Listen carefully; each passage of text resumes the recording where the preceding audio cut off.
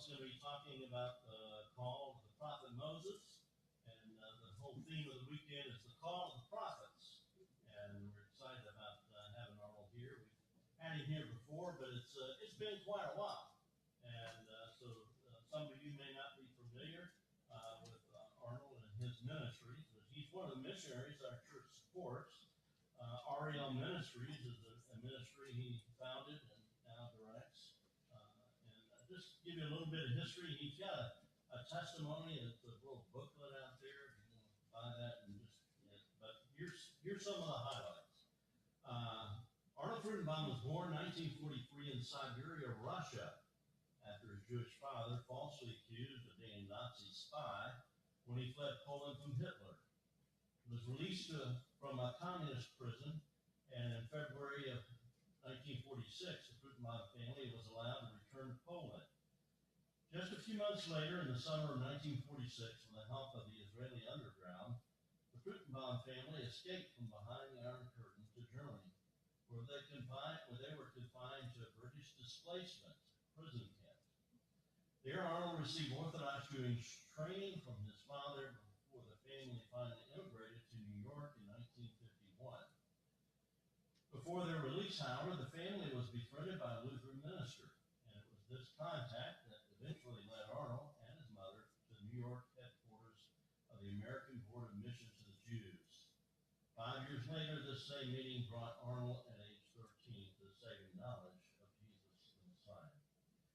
His father strongly opposed Arnold's belief, and when the family moved to Los Angeles in 1958, Arnold was forbidden to read the Bible, to attend church, to meetings or associate with Jewish Christian groups. Under these difficult circumstances, he continued as best he could to maintain contact with the Jewish believers and to walk with the Lord. Upon graduating from high school, he was forced by his father to leave home because of his faith. In 1962, he began undergraduate education at Shelton College in New Jersey. Transferring to Ohio's Cedarville College, he graduated with a Bachelor of Arts degree in Hebrew and Greek in 1966. Then he moved to Israel, where he studied archaeology, ancient history, historical geography, and Hebrew at the American Institute of Holy Land Studies and Hebrew University in Jerusalem. During this time, he witnessed the historic Six-Day War in 1967. Later that year, Arnold returned to the U.S. and entered Dallas Theological Seminaries for study in the Old Testament, Hebrew and Old Testament. He also began working as a missionary with the American Board of Mission Jews. Today it's Chosen People Ministries. Arnold was married in 1968 to Mary Ann Morrow, graduated from Wharton College in Massachusetts. 3 years later, he had graduated with the Master of Theology from Dallas, and he and his wife then went to Israel, settling in Jerusalem to work with the local church and to train young Israeli believers for the Christian service. Their activities for Christ drew much attention and anger from the religious authorities in Jerusalem, who eventually applied enough pressure upon the government officials to force the Fruchtenbaums to leave Israel in 1973. For the next 2 years, Arnold served as a minister and editor of a monthly publication, The Chosen People, with American Board of Mission to the Jews, at its headquarters in New Jersey. In 1976, he joined the staff of the Christian Jew Foundation as associate director of the largest Hebrew Christian broadcasting ministry in the world. In that summer, Arnold met with others in the field of Jewish missions to discuss the problem of lack of discipleship and need for intensive biblical theological training for Jewish believers. The early concepts of REL Ministries were born at that time, in December 1977. After a year and a half of prayer and much encouragement from like-minded Jewish believers, REL Ministries became a reality. And Arnold continues to serve as the director of that ministry and is a great demand as a conference speaker. He's traveled widely in Europe, Israel, and the United States, becoming intimately acquainted with the Messianic movement and all its forms and struggles. The completion of his dissertation, Israelology, the missing link in systematic theology, was a culmination of 13 years of research, for which he earned his PhD at New York University in 1989. Dr. Fruchtenbaum has authored numerous published works and recorded many studies of keen interest both to Jews and Gentiles. fruits of his labor and the Messianic study pages of his website, as well as that of several others who shared his vision to reach the Jewish people for Messiah. I met Arnold when I was a student at SMU, and he was living in the apartment, the same apartment complex I was, second story up, just 11. It was a small apartment. I think there were only 6 apartments. Anyway, that's where I first met him, and we became friends, especially when he started his ministry in San Antonio. I was starting a church in San Antonio, and we get together and play racquetball and have some good fellowship. Had the privilege of going to Israel with him in 1980, and we just remained friends for a long period of time. Had him just about each one of the churches I pastored, and it's a real privilege to have Arnold here again. And he's a prolific writer, and you'll see some of his books in the back, and he'll explain a little bit about that. But if you want to purchase one, you can put down your order for that. And if you want to take the one that we have home with you, you can do it if you purchase it, but you can't take it home until Sunday after the last week. So I'm going to have it there for people to be able to do that. He'll tell you more about that. We would like to take up an offering for Arnold, just the privilege of having him here. And if you'd like to contribute to that, just do what the Lord leads you to that. There's an offering envelope in the back. Just stick whatever you want to in that, and whenever you want to. There's a box provided in the back. So with that said, I'm looking forward to hearing the call of the prophets. And so, Arnold, come share with us.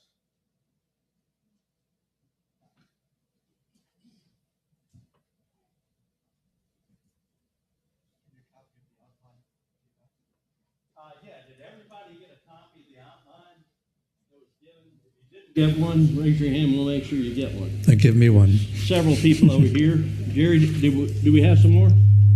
Okay, I'll make some copies. Make sure they get it. So, okay. Let me sure make sure I get one. Make sure you get one. Okay, I'll do that. I want to know what I'm talking about. Like, see my outline. Welcome.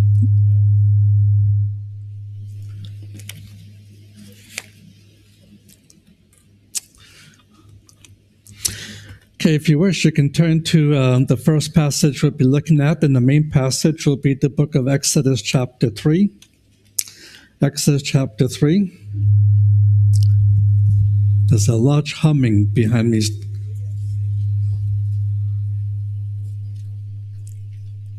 think that's the airport. Pick up the airport? No, I think it's the airport. Like Oh, okay. Or it could be us.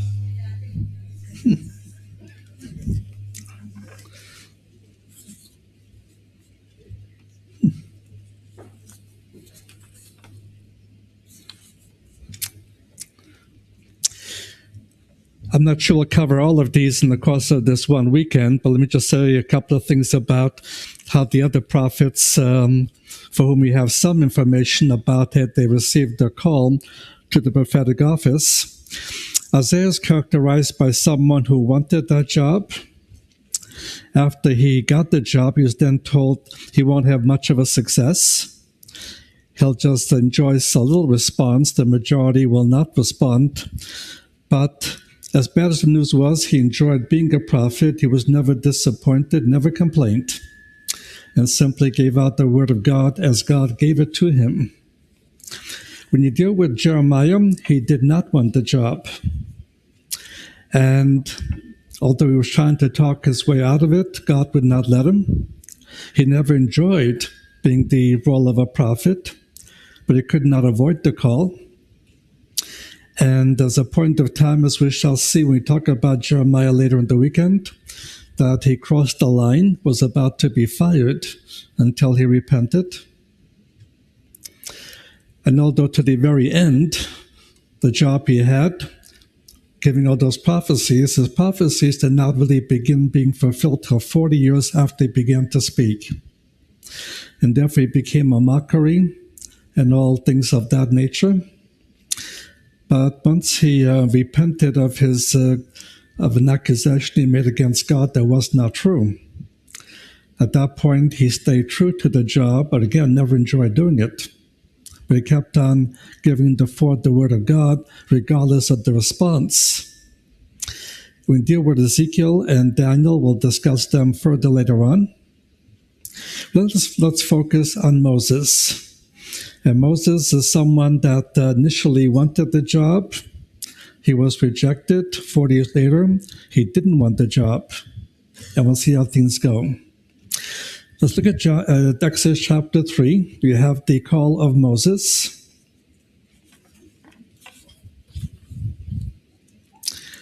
And it begins with capital A, which first part of the outline, the burning bush in chapter 3, verses 1 through 5. Now Moses was keeping the flock of Jethro, his father-in-law, the priest of Midian, and he led the flock to the back of the wilderness and came to the mountain of God unto Horeb. And the angel of Jehovah appeared unto him in a flame of fire out of the midst of the bush. And he looked, and behold, the bush burned with fire, and the bush was not consumed.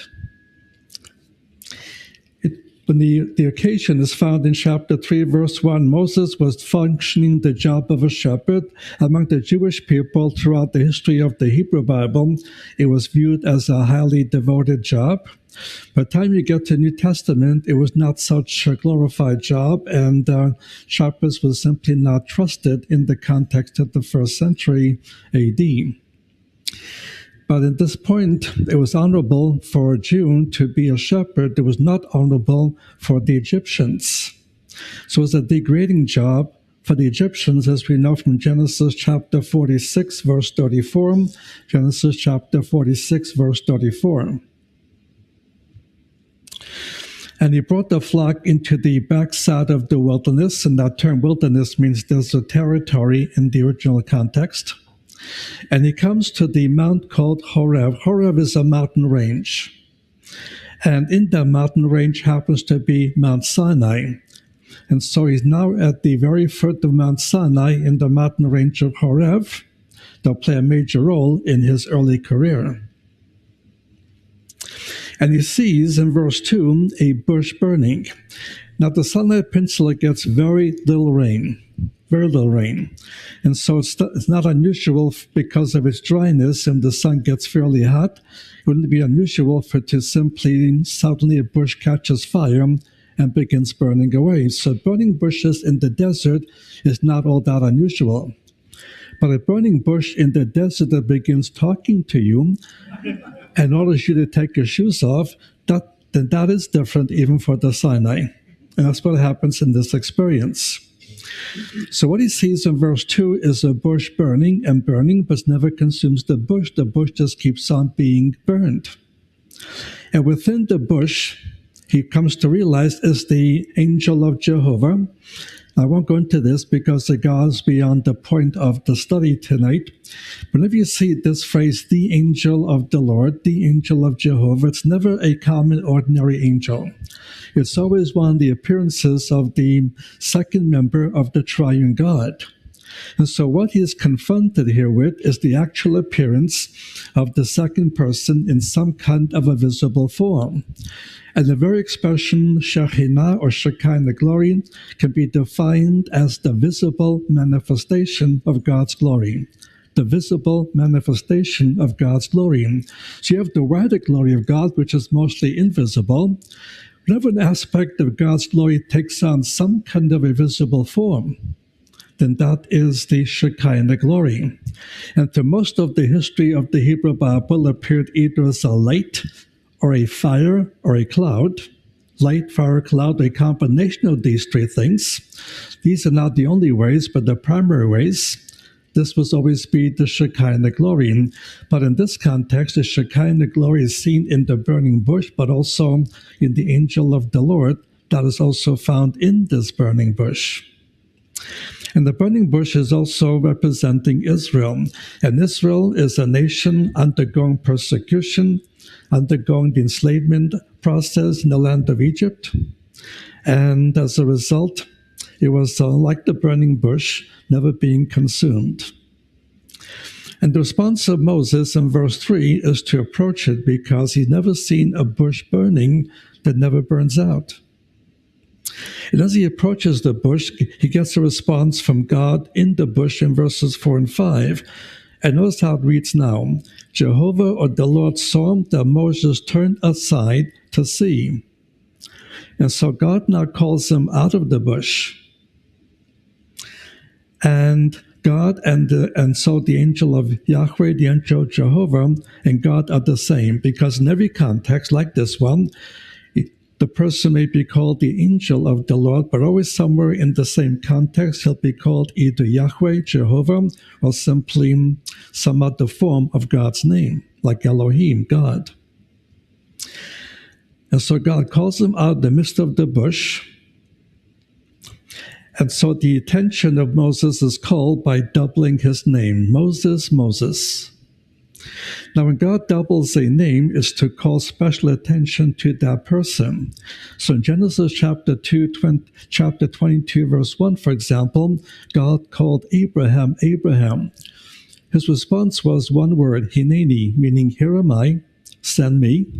In Genesis chapter 46, verse 2, God calls Jacob's name twice. He also answers, Hineni, here am I. In 1 Samuel chapter 3, verse 10, he calls Samuel twice, also by name. And finally, in the New Testament, in Acts 2, verse 4, calling Paul by his Hebrew name, Saul, also calls him twice. And he also begins to answer the same way. So when God called Moses, Moses also says, Hineni, here am I, but he says then, send Aaron. And God has to really convince him. Aaron can be used as a spokesman, but the one that's going to go before Pharaoh is going to be Moses himself. But the command in this verse is, do not come any closer. You're approaching the very presence of God in a visible form, and take off your shoes. And why take off your shoes? Because the presence of God is in the burning bush, and that renders that ground holy ground. And if you're standing on holy ground, you take off your shoes. In the second section, we have chapter 3, verses 6 through 10, where we have the actual commission.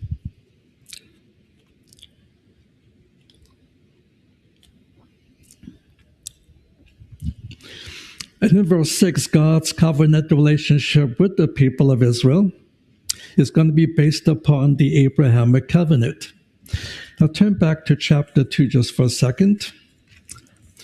Towards the end of their enslavement, we read in chapter 2, verse 23, and it came to pass in the course of those many days, the king of Egypt died, and the children of Israel sighed by reason of the bondage, and they cried, and their cry came up unto God by reason of the bondage.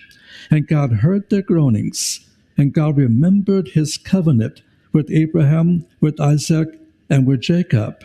And God saw the children of Israel, and God took knowledge of them. Now, when God makes his covenant with Abraham in Genesis chapter 15, he told Abraham they won't get the land right away, because the iniquity of the Amorites and not the Canaanites is simply not yet full. And so there'll be a waiting period before they actually finally get to begin conquering the land. But the giving them of the land is a promise of the Abrahamic covenant. Another promise is he'll someday bring them out of Egypt into the promised land. And when he brings them out of Egypt into the promised land, it'll be a time of their physical redemption from enslavement. And he'll bring them into the promised land. And now in this chapter, chapter 3, the timing of the promise is finally arrived. And so the redemption of Israel, in this case it's a physical redemption, is based upon the Abrahamic covenant. And the response of Moses, when he finally understands he's right in the presence of God in a visible form, the first thing he does is cover his face. And you find different people, when they think they're being confronted by some visible manifestation of God, the first thing they do is cover their face. And they're afraid to look upon God, because they're afraid of a principle: if you see God in visible form as he really is, then you will die. That's why God always appears in some form of the Shekinah glory. He doesn't see God as he really is, but he sees God in some visible form that will keep him safe, and that's what he's seeing at this moment of time. And then in verse 7, he spells out God's compassion for the people of Israel. And he makes three statements. Number one, I've seen the affliction of my people in Egypt. He's seen the many years of affliction of enslavement. Secondly, I've heard the cry because of the taskmasters. They've been crying out to God for some measure of time. And thirdly, I know their sorrow. I know what they're suffering. So God is always with them. He's not always visible with them, but he always sees what is happening. And at some point, God will be required to act only because of his own covenantal relationship with the people. So in verse 8, he spells out his purpose. His purpose is to deliver them out of Egypt, to get them out of the enslavement. Secondly, to bring them into a land, large and a good land, flowing with milk and honey. Presently occupied by different tribes of the Canaanites, and there were a total of 10 different tribes, but the 5 of these are mentioned here: Hittites, Amorites, Perizzites, Havites, and Jebusites. These are just some of the Canaanite tribe that God would now intend to expel. He gave them 4 centuries of grace to respond correctly and come to God. They failed to do so. They got progressively worse, and now he will punish the Canaanites to have them expelled from the land and bring it to his own Jewish people. And in verse 9, he spells out that God has taken full knowledge of the affliction of Israel. The cry of the children of Israel is come unto me. I've seen the oppression wherewith the Egyptians oppressed them. The oppression has been going on for some time. But God to acknowledge, and God intends, number one, to preserve the identity of the Jewish people, but secondly, to bring them out of this period of oppression. And the means of redemption is in verse 10. Moses will be sent to Pharaoh. Pharaoh at this time of the 17th dynasty was Amenhotep II. Amenhotep II. I don't know if these things come on the screen or not, but Pharaoh is Amenhotep II. And Moses is to bring the children of Israel out of the land of Egypt. And having been told what his commission is, he's now going to raise several objections. Each objection will be answered in some way. In verses 11 and 12 is the first objection and answer. The objection is in verse 11. Who am I that I should do such a thing? When he was 40 years old, he was ready to bring Israel out of Egypt, but he's rejected even by his own Jewish people. And therefore, he knows Pharaoh, which is going to be after his life, so he flees from the land of Egypt to the land of Midian. But now 40 years have passed, and Moses at the age of 80 is not quite as excited about these things when he was only 40. Suddenly he has what we call an identity crisis. What he thought he could do and tried to do at the age of 40, he doesn't want to try to do at the age of 80. But God answers in verse 12, I will be with you. You don't have to worry. I'll be with you every second of the time. And then it gives him a token. You will know that I have sent you when you and the whole nation will worship me at this very mountain. So where he was having the sheep is at the foot of Mount Sinai.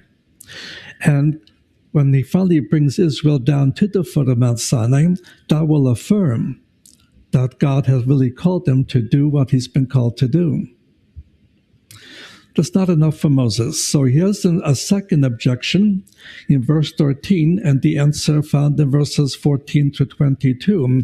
And the second objection in verse 13 is, the people will not believe me. And they want to know the name of the one who sent me. And God answers in verses 14 to 22. Now in Hebrew, his name comprises 4 Hebrew letters that would correspond to the letters of our Latin alphabet, YHWH. YHWH. And it's normally exactly how to pronounce the name is not known for sure because there's two possibilities. Each Hebrew verb has seven different stems. And it can say seven different things, but the two options here is it the kal stem, meaning I am, that I am, or is it the hifel stem, meaning I cause what causes to be. I cause what causes to be. So the actual root can go either way. And most people today affirm that it's most likely Yahweh, but it's not 100% definite, but has a high percentile of being definite. So either he is he who he is, or he who causes to be.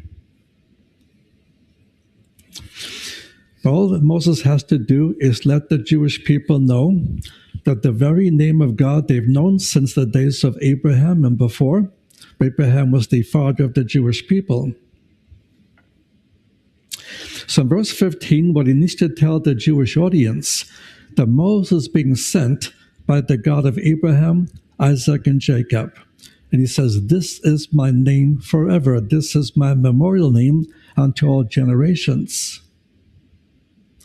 And so the name of God emphasizes two things. He's the God of redemption, be it a physical redemption as the moving out of Egypt, or the spiritual redemption of providing eternal life. And the second thing it emphasizes is that this is the covenant-keeping God. That when God has a covenant relationship with any individual or nation, then he will be careful to fulfill those covenants. And the key covenant operating at the moment here is the Abrahamic covenant.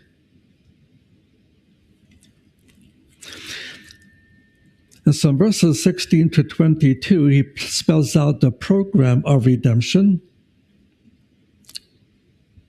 And in verses 16 and 17, here's the message he's to give to the elders of Israel in Egypt. And there are four declarations. Number one, I have been sent by the God of Abraham and Isaac and Jacob.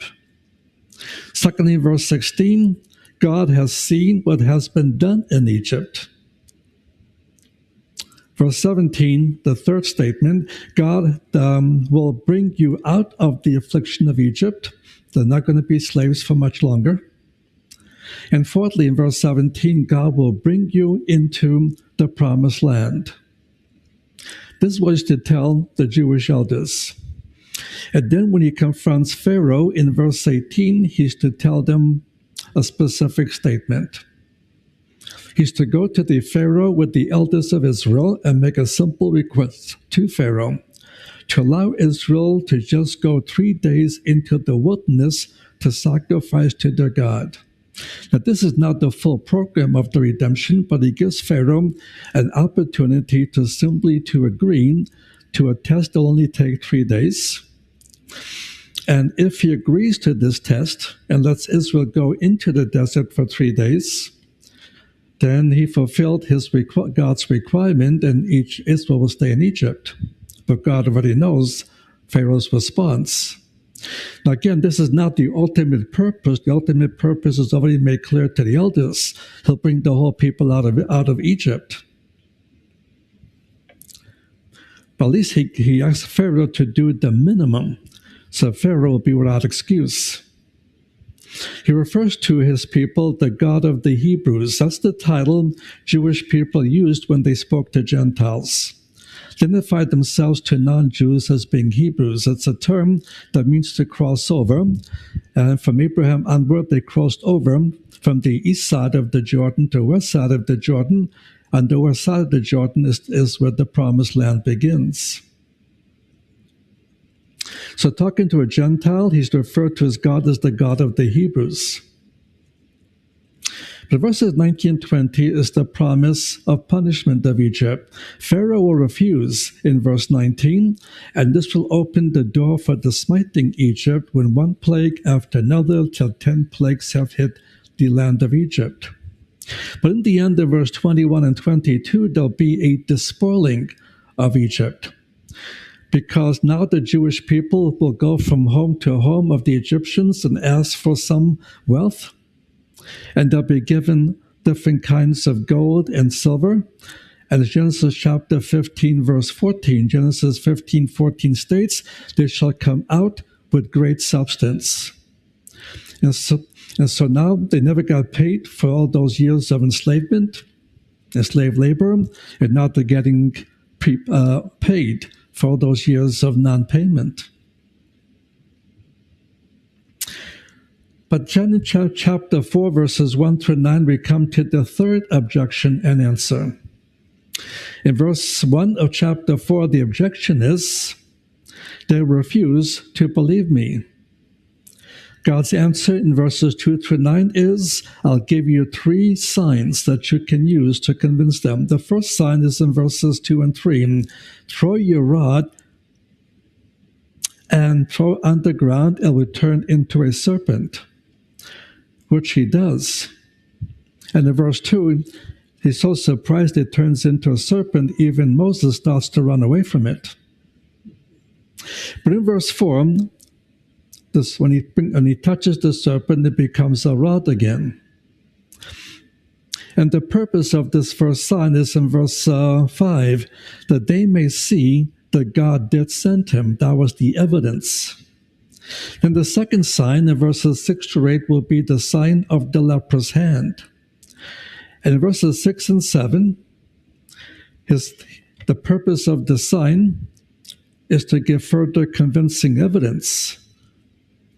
So the first sign in verse 8 is disbelieved. They may believe because of the second sign. So he puts his hand into the robe and comes out, it's leprous. Puts it back in, and all the leprosy is gone. Then the third sign in verse 9 is for the purpose of convincing the elders if they disbelieve the first 2 signs, and that is changing water into blood.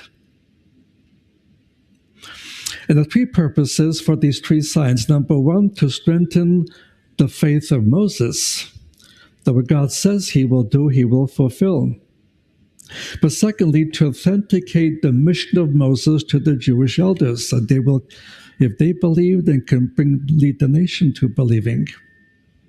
And thirdly, to show Pharaoh the superiority of the God of Israel above and over all of the gods and goddesses of Egypt. The Egyptian pantheon had over 70 gods or goddesses. And as later will be shown, that God is not only responding to the negatives of the Egyptian people, he also is going to show judgment upon all the gods of the Egyptians. And every one of the plagues, which we will not enumerate, all of the plagues that will hit upon the land of Egypt will hit either one or more gods that the Egyptians worshipped. But Moses is still not ready to go. And in verses 10 through 12 comes his fourth objection. And the objection in verse 10 is, I am not eloquent. I'm not a good speaker. God's answer is very simple in verses 11 and 12. In verse 11, he asks Moses a question, who made your mouth? Because I'm the one that made your mouth. And you talk with a lisp, no problem. Because all you have to do is repeat what God says. You don't have to make up a message on your own. And in verse 12, God will teach Moses exactly what will need to be said on this occasion.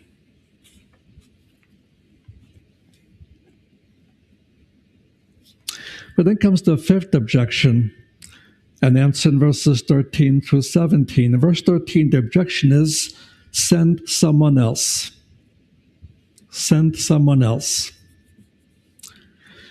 And now the answer is in verses 14 through 17. In verse 14, God says he's angry.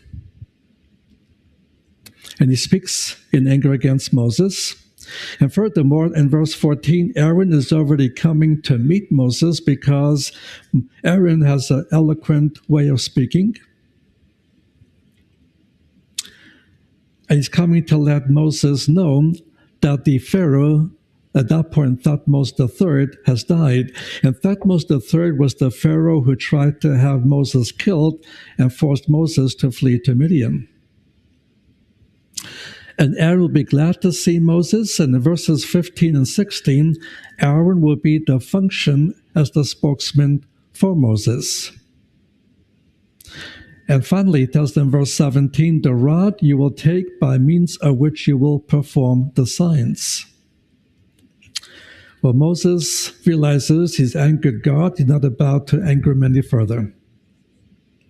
So in the next division, which is the departure from Egypt, or for his case, departure to Egypt, in chapter 4, verses 18 through 31.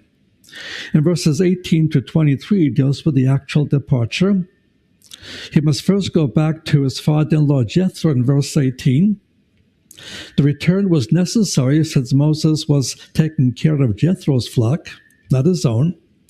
And furthermore, since Jethro was the head of the family, he would need to have permission from Jethro to be able to go.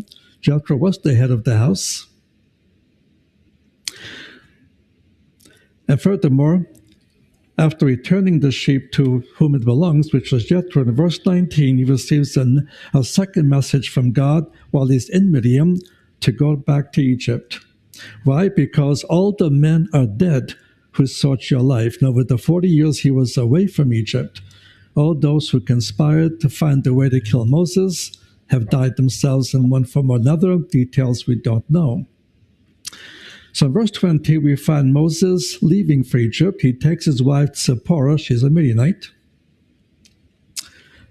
And her name means, by the way, a bird of some kind, Zipporah, and the two sons he had at that point, which will play a role momentarily. And Moses also took the rod of God, the one he was now using to do those signs. And in the process, in verse 21 through 23, he gets a third message from God. Moses, in verse 21, is to perform wonders before Pharaoh in Egypt. But God will harden Pharaoh's heart, and he will not let Israel go. I won't get into this, but there are three different Hebrew words that are all rendered in English the same way, hardening, but they don't all carry quite the same message. But 10 times he will simply say, God hardened Pharaoh's heart. 4 times, Pharaoh hardened his own heart. And 6 times, it's neutral. Pharaoh's heart was hardened, doesn't say whether he hardened it himself or God hardened it. But the summary is given by the Apostle Paul in Romans chapter 9, verses 14 through 18. Romans 9, 14 through 18. Men are not lost, men are not hardened so that they could be lost. Men are not hardened so that they could be lost. Men are hardened because they already are lost. So they start with a lost condition. And the message to Pharaoh is more specific in verses 22 and 23. In verse 22, Israel is my son, my firstborn. As a nation, Israel is declared to be the firstborn son of God. A point also emphasized in Jeremiah chapter 31, verses 9 and 20, Jeremiah 31, 9 and 20, and Hosea 11, verse 1. Hosea 11, verse 1. This tells Moses in verse 23, Pharaoh will refuse to let Israel go, and now God will slay Pharaoh's firstborn. So everything is now set. But then suddenly there is a rather negative intermission on the stage of returning to Egypt. And that is the circumcision incident in chapter 4, verses 24 through 26. And verse 24 reads as follows. And it came to pass on the way at the lodging place that Jehovah met him and sought to kill him. Strange statement. God finally moved Moses to agree to be the deliverer of Israel out of Egypt. But now he's being obedient. He's now traveling to Egypt with his wife and 2 sons. And now God himself attempted to kill him. And what saved Moses' life? Verse 25, then Zipporah took a flint and cut off the foreskin of her son and cast at his feet. And she said, surely a bridegroom of blood are you to me. And she let him alone, and she said, a bloody bridegroom are you to me because of the circumcision. Now, why is God seeking to kill him? In the original statement on circumcision being the sign of the Abrahamic covenant, in Genesis chapter 17, verses 9 through 11, Genesis 17, 9 through 11, God said, the one who does not practice circumcision is going to be cut off from his people.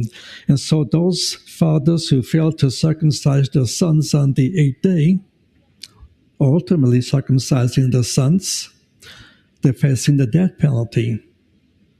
The Abrahamic covenant is an unconditional covenant, and therefore Moses, how can God use Moses to bring Israel out of Egypt if Moses himself was being disobedient to the Abrahamic covenant? Apparently, when the first son was born, Midianites themselves did not practice circumcision, so he had his first son circumcised on the 8th day.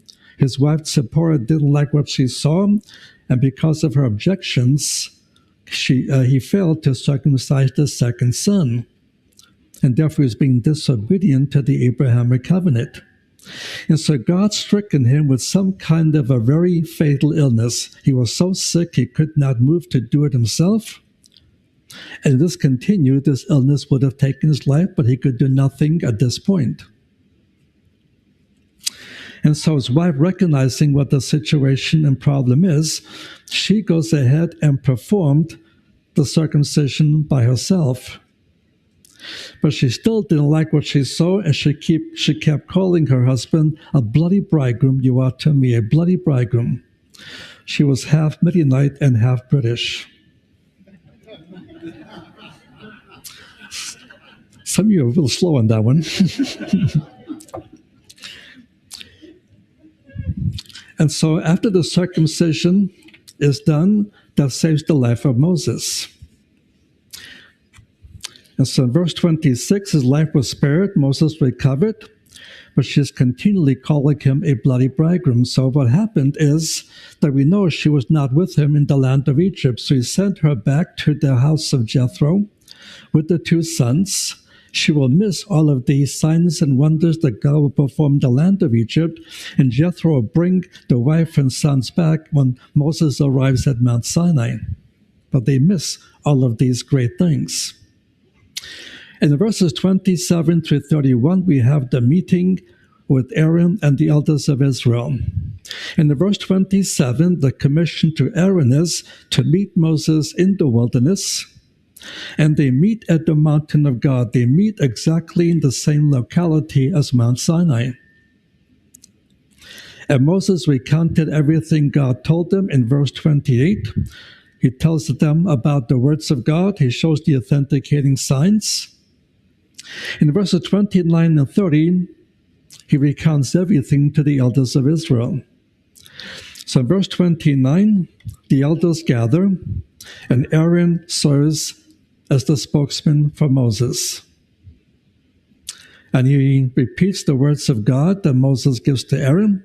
He also tells them about the authenticating signs. In verse 31, the people finally come to believe. They bowed their heads and they worshipped. And that slowly begins the activities and the several instances that certain things become rather hard on Moses, but bit by bit, God fulfills every promise he makes. Let's look at some of the turning points in Moses' career, which is on the last page of your outline. The most major crisis comes at the golden calf incident in Exodus chapter 31, verse 18 to chapter 34, verse 17, Exodus 31, 18 to 34, 17. Moses has climbed up to Mount Sinai. He'll be there for 40 days, and the people got a bit anxious, and they assumed that Moses did not survive the climb. And I've climbed the traditional Mount Sinai. If it's not the real Mount Sinai is somewhere in the same neighborhood. Every time I climbed the high traditional Mount Sinai, I got up the mountain and I always had a headache for some reason. So I could picture Moses being 80 years old. He gets to the top of Mount Sinai and he says, "Lord, I have a headache." And God says, "Okay, I'll give you 2 tablets."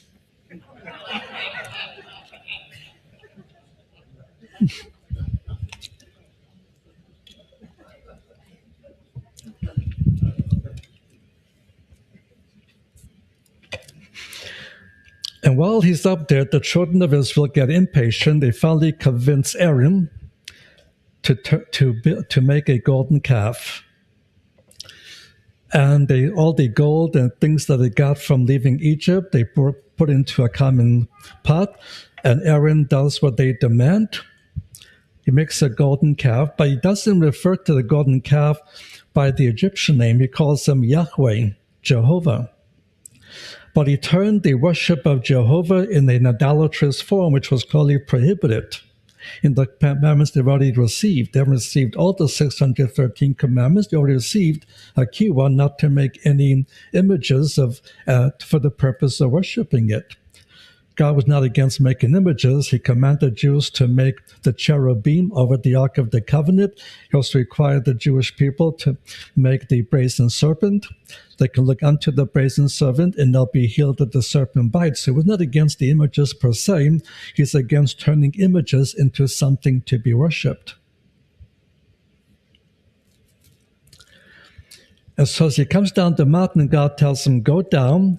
The children are disobedient. They've already violated the terms of the covenant, the Mosaic covenant that was now being made.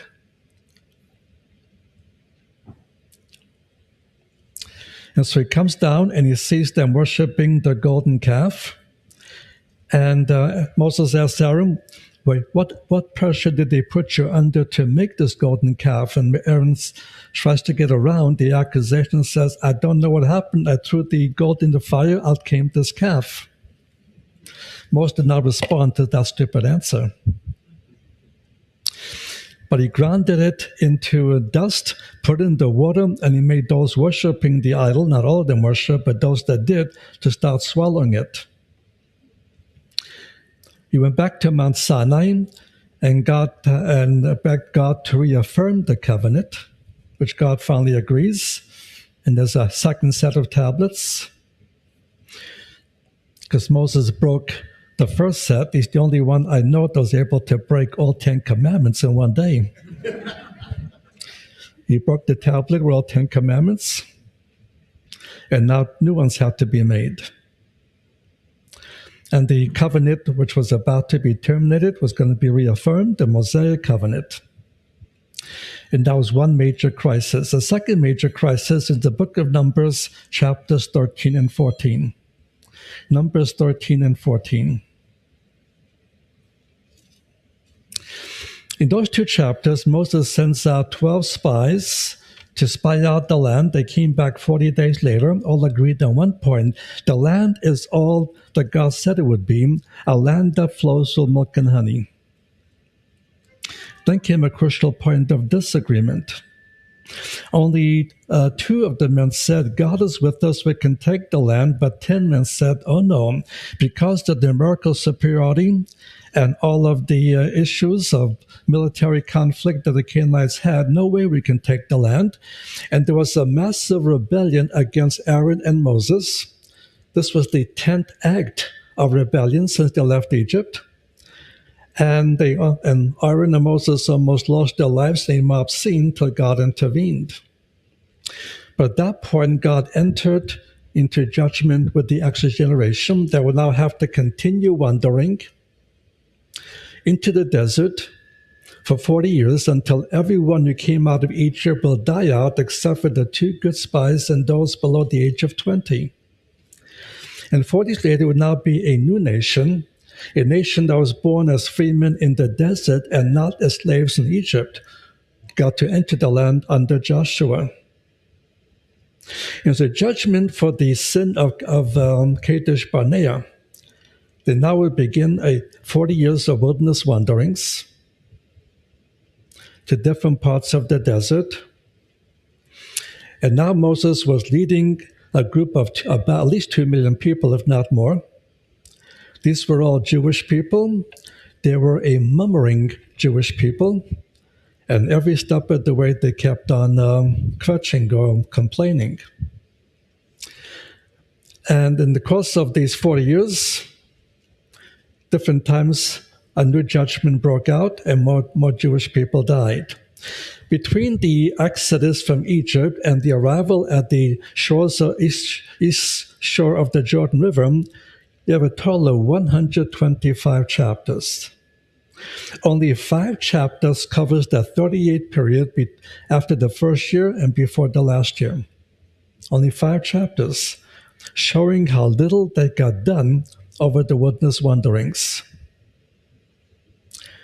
So they had to wander until they all died, sometimes died rather quickly. It also involved the death of the 10 spies who gave the bad report. It led to the failure to take the land by the Exodus generation, and that would be left until the wilderness generation that came into existence over the following 40 years. It also becomes the background for some of the teachings in the book of Hebrews.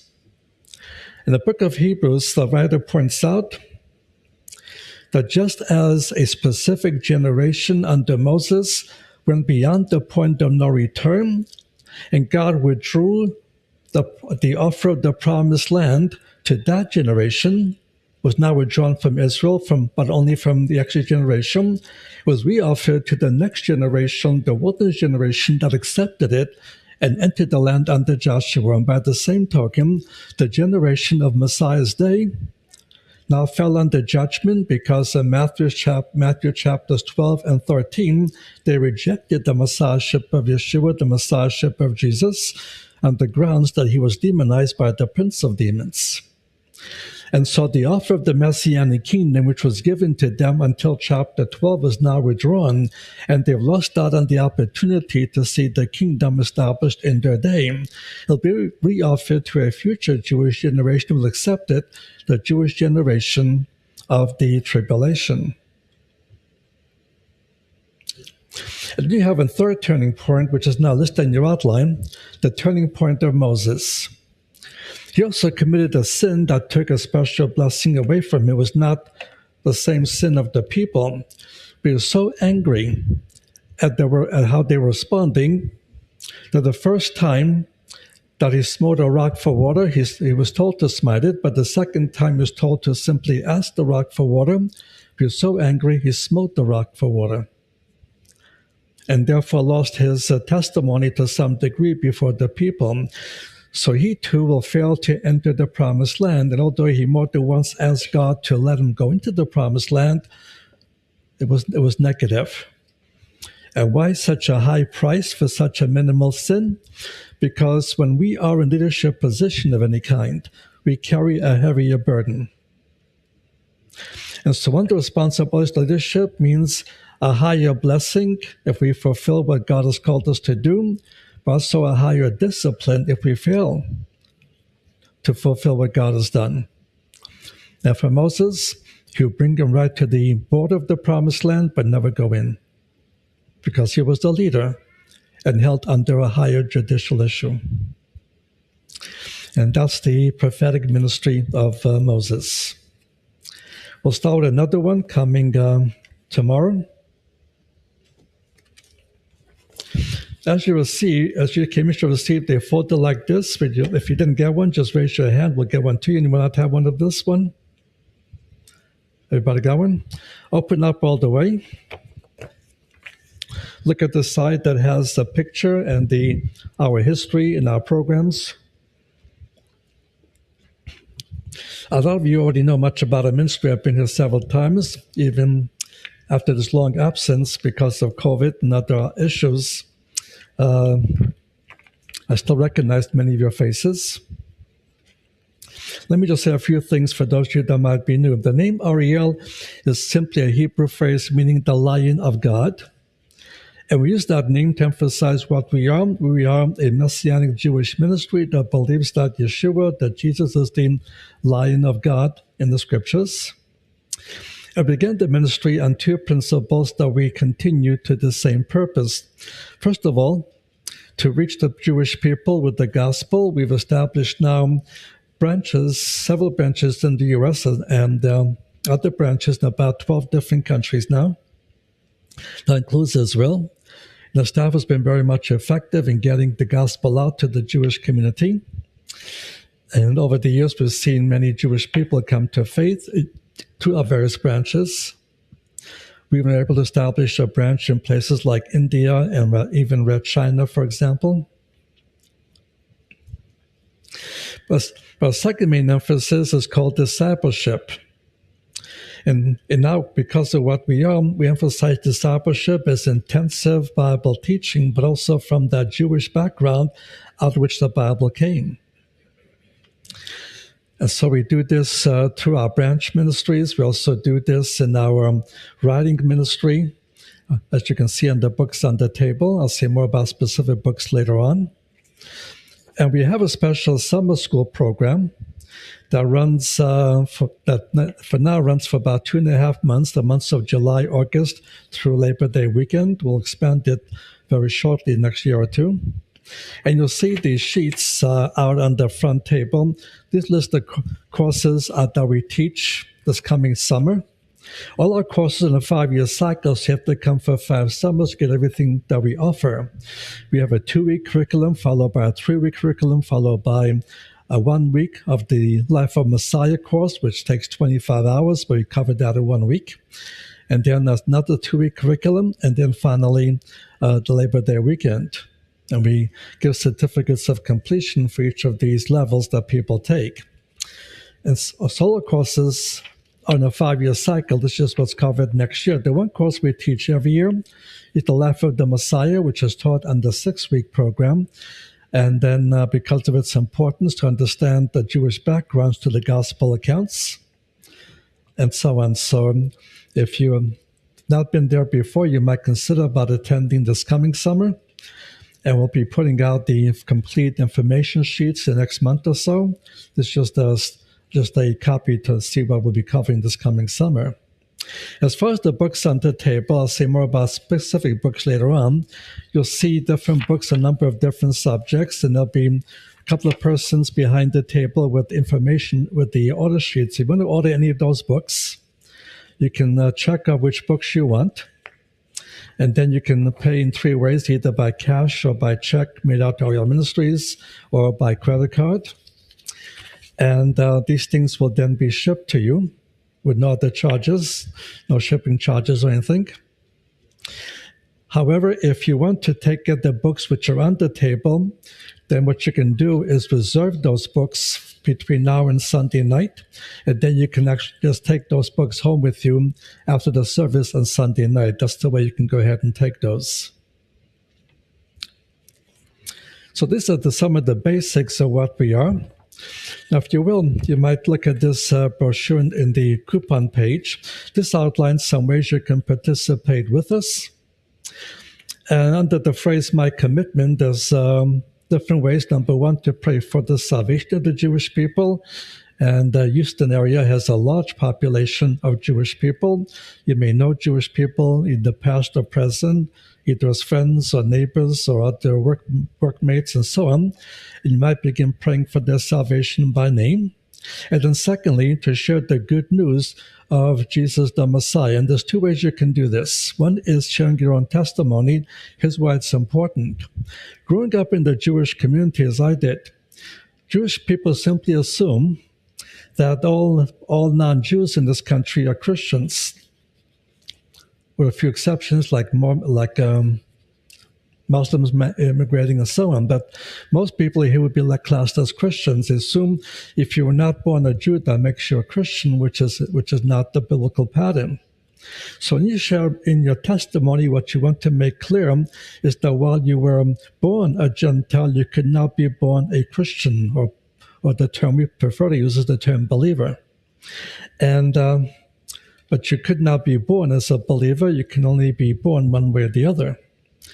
And at some point, you have to make a decision to believe the gospel, letting them know what the gospel actually is. And so by sharing your testimony, that's one way many Jewish people came to faith. The second way is reading, providing gospel literature written from a Jewish standpoint that answers specific Jewish objections to the Messiahship of Jesus. And there's some copies of it at the table. Anytime you want it, there's a packet of tracts that you can contact the office for. And then you can simply ask for 1 packet or 2 packets, 3 packets, and just give it to your Jewish acquaintance or friend or neighbor and see how God will cause things to happen. Now, many people are reluctant to share the gospel with the Jewish people, and they're afraid to do so. So here's what I recommend you can do. Get a hold of our Jewish packet anyway, put it inside an envelope, and mail it to a Jewish contact without giving your own name or address away. Now, we call this approach chicken evangelism, but it's been known to work. And Jewish people have come to faith because some people have practiced chicken evangelism. So if you won't do it any other way, try it this way, because it has worked. Don't need to pray for the work of our ministries, and I'll be sharing with you a booklet later on how you can be praying. And then fourthly, to see if God will choose you to lead to support the ministry. So you might pray about this matter over the weekend. If God so leads you, you can mark the amount by the $sign, how much for the next year or months. Then just fill out your name and address and tear the slip off. And what we will do is we'll send you a letter letting you know when to begin to start sending this in. And after that, you won't hear from us about this again. We do not remind people and things of that nature about any commitments. It only means if God provides it, you'll send it in. But if not, you won't. But you'll not hear from us about this again. And this is the way you can also be a supporter of this ministry. And there's also a magazine, which I didn't bring with me, but I'll bring it tomorrow, a Bible Teacher magazine that you can get free of charge by simply filling the slip out either with your name and address or just your email address, and that will be sufficient. So any donations you give, you can put that in the back boxes and so on. I'll open the floor for a few minutes with any questions we had. Let me just tell you, not a rabbi story, but a Jewish story.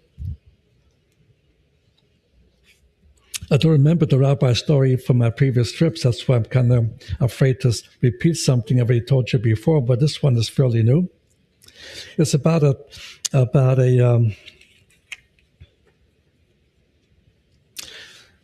terrorist in the Middle East. He's running away from the police chasing him. He's running out of water. He's getting very desperate. He's a Taliban terrorist. He looks up in the horizon and he sees what might be an oasis. And if it's an oasis, every oasis has some water. He gets there, but he sees no trees. He sees no water. All he sees is an old Jewish man. He's got a stack of things that's selling ties. And that's all he was there for, selling ties. And the terrorist asked him, "Orange, don't you have any water here?" Jewish man says, "Well, I have no water, but I have these nice ties, only $5 a piece." And the Taliban terrorist says, "I don't need your Western garments. I'm an Easterner. I don't want your kinds of clothes. And what I need is water." Well, Jewish man says, "Well, like I said, I have no water, but I do have this great silk tie, only $5. And the terrorist says, "I wish I had enough strength right now to take that tie and put around your neck and kill you. I hate Jews. I want to kill Jews, but gotta reserve my strength. I need some water." Well, the Jewish man says, "Well, I'll show you I'm a better man than you are.